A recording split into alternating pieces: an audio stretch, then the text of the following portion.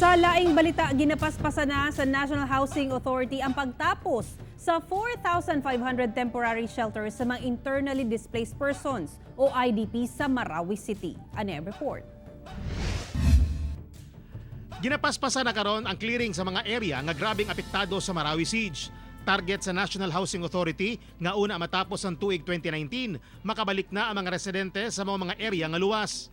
In time when we declare that the most affected area is safe already and cleared, they will also come in to start the groundbreaking. So right now, dili gyud sila ka groundbreak because there is still the presence of NHA right now to clear all the OXOs as well as the IEDs left. Sa kasamtangan, gipang demolish na ang mga tents sa mga internally displaced persons o IDPs aron masigurong lehitimong residente sa lugar ang makabenepisyo sa gipang tukod na temporary shelters. Kung naa may IDPs karon sa Marawi, they are no longer living in the tents, in the camps, but these are home-based IDPs na.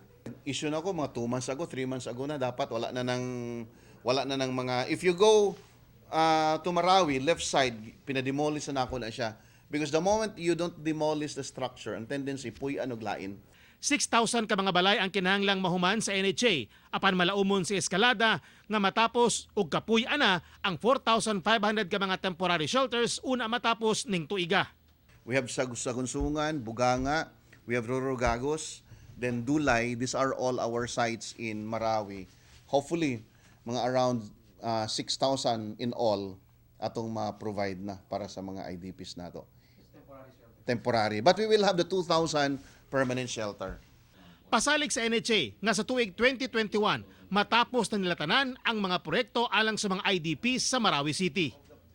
Kauban si Jojo Solarte sa kamera. Ako si Tek Ocampo para sa One Mindanao.